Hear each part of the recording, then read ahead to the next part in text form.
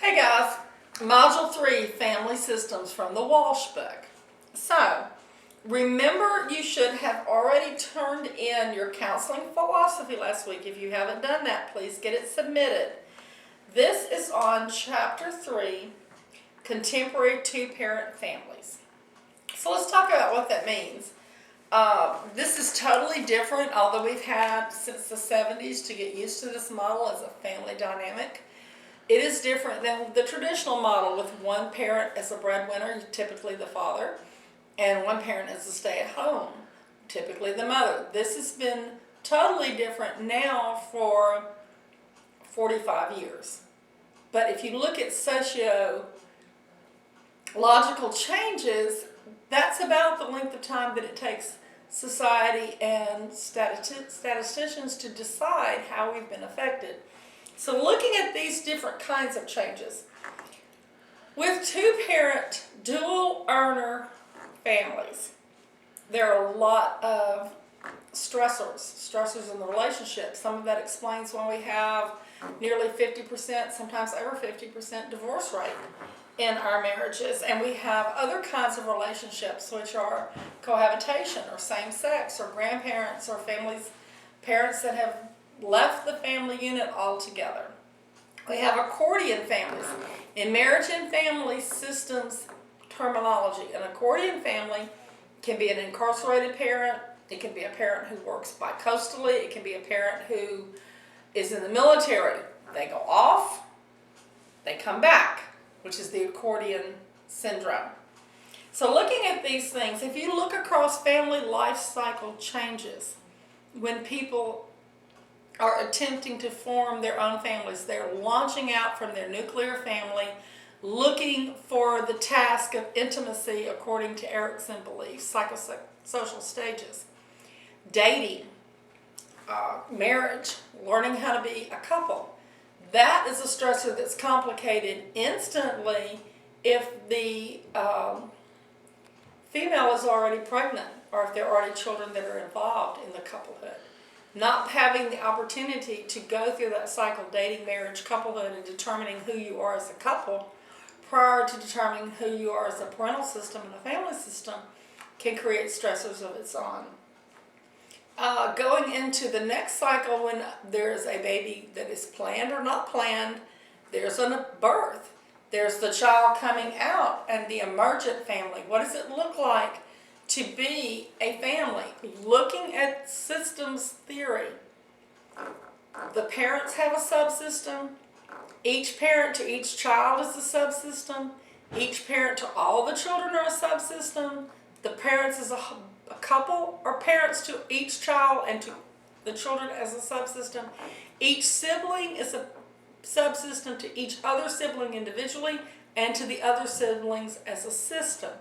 It becomes very, very complex. The family dynamics become very complex. Whether you have families that have not had a birth, they've had an adoption or foster, or they've picked up a family member, a child, because of incarceration or drug addiction or court issues or for whatever, death, whatever reason, those systems become more convoluted and more complex. Going forward, you have children, you have stages then in parenting and in childhood. So you get them through infancy, toddler, preschool. The first big change is when that child goes to elementary school, when the first child is launching out into elementary school, leaving the home, going out into community systems, into other types of influences. When they hit puberty and adolescence and they are forming relationships with friends and they're beginning to experiment on being an autonomous adult, finding their own future relationships prior to launching, and when they go into young adulthood. Divorce comes into play. If you have a family system that breaks up through death, through divorce, whatever purpose, and then there's a remarriage and there's step families and blended families, all of the previous dynamics discussed become intertwined. They become convoluted in children that have several families. several sets of grandparents, several sets of homes, and different rules. Going through that, eventually their children of any family relationship grow up, they launch out. The original family unit, the parents, go into middle age, retirement. Sometimes there's premature death and accidental death of a spouse. Studies show us that losing a child is by far the most stressful family dynamic, followed only by the death of a spouse, followed then by divorce. So losing those family relationships is extremely stressful, not only to the family system, but to each individual involved. Widowhood, learning to live as either a widow or widower without a partner, whether it's a partner from a long-term marriage or a partner from a more recent marriage, but learning not to be a couple, learning not to be part of the system, to be alone, facing older age, looking at nursing home and old age, and then facing mortality and your own death. Takes that family through the different family cycles. Overlying all of this are cultural considerations. For each of these issues that families face, cultural and contextual environmental concerns and considerations create different dynamics for culturally diverse families. Age, sex, gender, who the parents are, what kind of relationship it was. Sexual orientation, race, culture, ethnicity, how we're used to handling our families. How do we raise and socialize our children? How do we handle death and divorce? Do we divorce? Is divorce even an option? What do we do with the older people in our home based on our race, culture, and ethnicity? Do they stay and we take care of them? Do they automatically go to nursing home or assisted living care? Our faith system, or the absence thereof. Islamic, Jewish, Buddhist, Muslim, Christian, all of these faith systems have different views about what is right around adoption, abortion, birth, divorce, death, and that faith system overlay creates different dynamics and stressors for families. Sometimes it creates answers for families. Are we able-bodied? Do we have the use of our physical body? Do we have use of our cognitive abilities? Or do we fail to have those things? A person who is disabled has to make very different choices about taking care of children that are being brought into the system because of adoption or foster or because of the death of a family member or because of court cases. Very different decisions around divorce, very different decisions around care of elder members of the family. So looking at those kinds of stressors with sandwich generations, individuals who are married, couples who are married that are caring for their own children who have not yet launched while caring for elderly parents, divorce, death, chronic illness. What are the stressors from being a same-sex parent? What is the acceptance level of being a same-sex parent with your children, with their friends, with their schools, with your faith system, with the other community systems that you're a part of? Doesn't mean by definition that family does not operate well, does not function, is not healthy. It means that this creates another overlay of challenges for these types of families. Immigration status. What about if you're covering up addiction in the family? What if you're covering up domestic violence? What if you're a child who is firstborn generation here with parents and grandparents who have immigrated from a different country with totally different cultural beliefs, totally different faith beliefs? How does that interact? How do the parents deal with their child becoming more Americanized? How does the child deal with staying true to traditional beliefs and practices? Body image, substance abuse, eating disorders, personality disorders, family relational, the involvement of criminality. What is it like when there's no one home, when both partners have to work? Both parents in the system must work in order to provide for and maintain that. And the impact of communications and information technology. We've not really had to live our families' lives out through social media, through texting, through pictures. A lot of great resources. A parent who can have a system set up in place, a camera system set up in place, a webcam to see latchkey children coming home is a great thing. A parent who's not there to monitor inappropriate computer usage with porn, or a child who's adopted searching for a biological parent, or making connections online with people who might be unsafe for them while both parents are at work. So there's always an A side and a B side. There's always a positive and a flip side that can be negative, but has to be dealt with.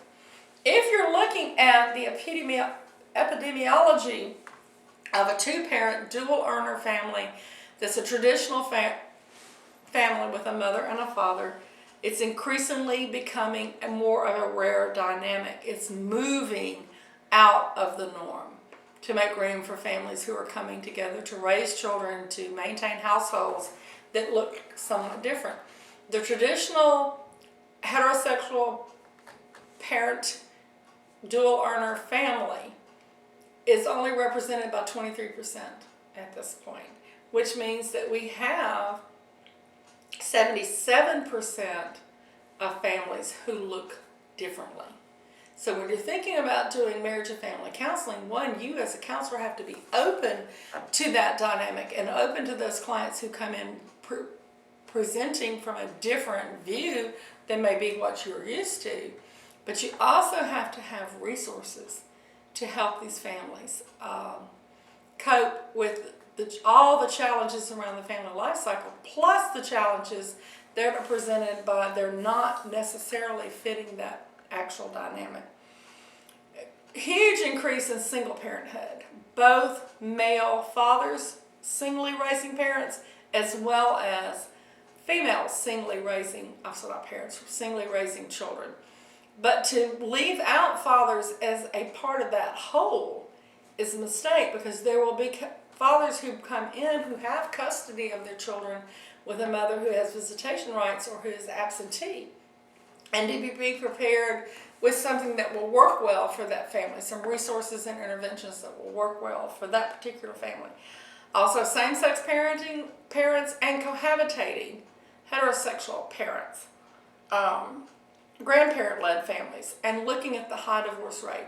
If the first divorce is 1 out of 2, the second and third marriages, the divorce rate goes up astronomically. I think the second marriage has a likelihood of ending in a divorce is something like 78%. The third marriage is somewhere close to the high 80s, low 90s, because of unresolved issues. Looking at that from a clinical stance, you as a counselor want to be prepared to deal with previous issues that I don't like the term baggage, but I do like the Gestalt term of unfinished business. The unfinished business of previous marriages that still impact every new relationship until they're dealt with. So that's something for you to consider. Looking at the prevalence and economic status of dual earner families, it has increased substantially. One of the reasons it's increased is because of the economic demands. It's not realistic to raise 2 or 3, sometimes 4 children on one parent's income anymore. Our economic system, the cost of living, doesn't lend itself to a traditional one parent working, one parent staying home model. And this is fairly consistent across cultural continuum, across race, culture, ethnicity, age, sex, gender, and sexual orientation. It's given rise to daycare for children. It's a very simple jump. If you are a child who was put in daycare and then became a latchkey child in the afternoon, or put in after-school care, and so you're gone from the family unit from 6 a.m. in the morning to 6:30 at night, that child who grows up, who becomes faced with caring for elder members in their family, is much more likely to choose nursing home care, because that's the normal. That is their understanding of normal, of how we care for people when we're at work. Doesn't make it right or wrong, good or bad, but it does mean that as a clinician you need to be aware not only of that dynamic, but of your own countertransference around what you believe is right. Should 6-week-old babies be put in daycare? Should a child be away from home from the time they wake up in the morning, come home late in the evening, get supper, take a bath, maybe look at their homework, and be in bed by 8:30? So their entire time that their waking hours they're home, maybe 2 to 3 hours a day. Regardless of our understanding of what we think is correct, our understanding of what we think should happen with elderly or disabled members of the family, we have to be prepared to meet the families where they are. Looking at increased economic opportunities creates economic responsibilities, and there's a boundary issue typically with these families on division of maintaining the home, the work required to maintain the home, and child care responsibilities between husbands and wives. Typically, some of the parents that are involved in the millennial model are very much more skilled and adept to dividing this. From 70s, 80s, 90s, probably up to the 2000s, a great deal of that work fell on the mother or the female of that relationship, where you would have a woman with a double shift, an 8-hour shift at work, an 8-hour shift at home. And the family dynamics began to suffer. A lot of the children who lived in those dynamics are now adults raising children who will be coming into counseling for different issues. Some parents are facing 2 different work shifts. One is working during the day, another is working the evening shift or during the middle of the night, and they're passing each other like ships in the night. Hard for relationships like that to sustain. Doesn't mean it doesn't happen. Some families are very adept at taking the times that they're off, the days they're off, the weekends, and maintaining their family. But the myth of quality over quantity does not hold up well. Quality is important, but there also has to be enough time for quality to occur. It's hard to have a 30-minute slice of time of quality care with an exhausted parent. So there has to be enough time for that to happen, and time for the couple to maintain their couplehood. That particular dynamic says, I must maintain myself as an individual, myself as a couple, myself as part of a parental unit, myself as a mother or father to my children, also myself as a son or daughter to elderly members, and a worker, employee, a voter, a consumer. The multiplicity of roles creates the stress level that families are facing to unbearable limits at times. So helping families and incorporating a type of career counseling, looking for flex time, part-time work, something that you can do job sharing, things that can be done from home, a balance between the partner's relationship responsibilities, child care responsibilities, home maintenance responsibility, looking for help outside the home, someone to come do the laundry, someone to come clean the house once a week, someone to be there when the kids get home and possibly do some babysitting, and finding someone who's safe, someone who can be trusted with your children. Looking at telecommuting and being able to work from home via the internet. And the capability, as difficult as it may seem, is finding a small amount of time to decompress, a small amount of time to allow the stress of the workday to leave prior to beginning and as unpleasant as it sounds, the stress of maintaining the home environment. So sometimes the trip home can be used for that if it's a 30 or 40-minute trip home. Sometimes taking a quick shower before starting supper or getting with the kids, something that breaks. Sometimes just sitting down with your partner for a debriefing for 15 or 20 minutes. Something that kind of separates the dynamic between my work self, and my home self. Helping families to understand that overwork creates stress, that deadlines that can't be met, that can't be managed is going to create stress. Awareness of gender differences and the way that males and females have been socialized to coming up with your own dynamic of what is fair and workable in home and child care maintenance. Looking for helping your clients understand that it's not cause and effect. It's not unidirectional. It's not a linear process.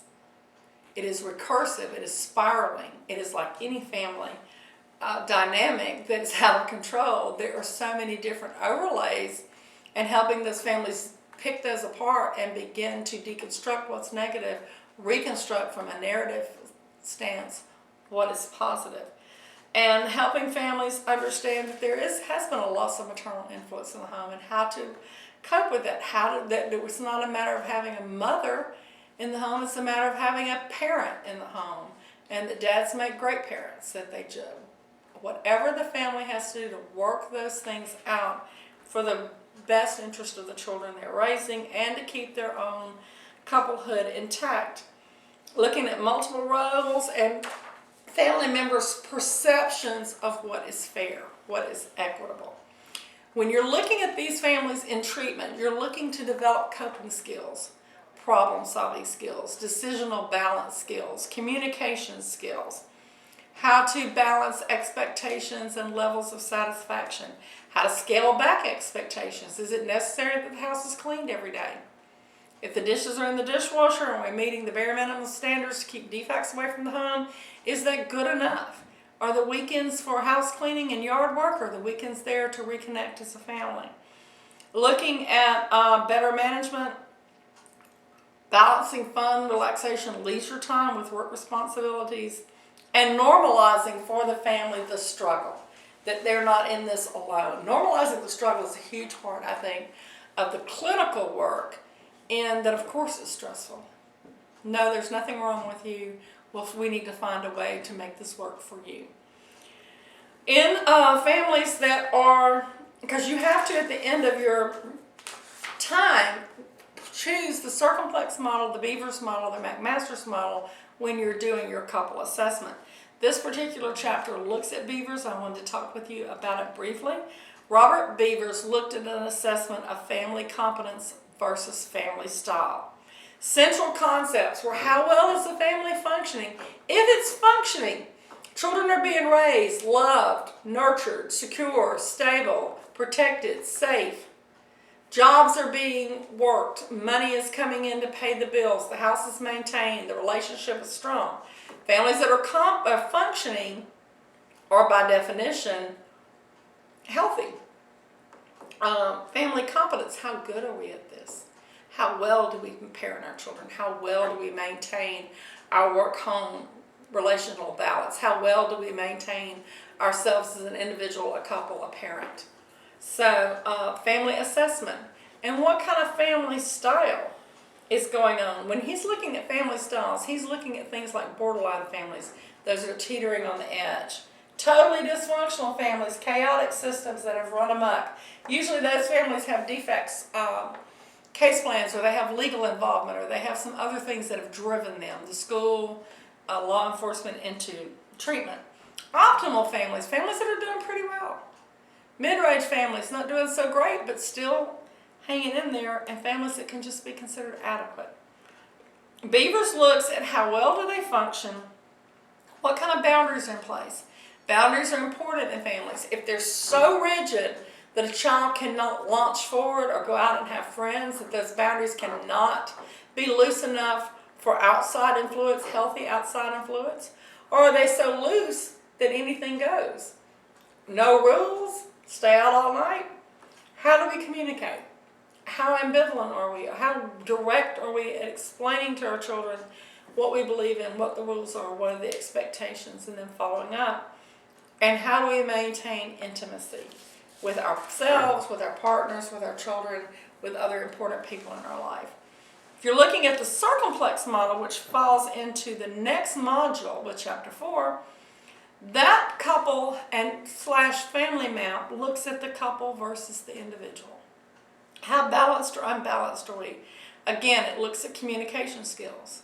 Cohesion, how well can we stay together? Flexibility, how well can we allow others in? The family dynamic pattern, Circumflex looks at two things. One is enmeshment. We're so close we can't look like individuals. We move and function as a family group, and there's not room for autonomy and choice for each individual, not room for individuation if you look at a Bowenian term. Versus estranged, both are unhealthy.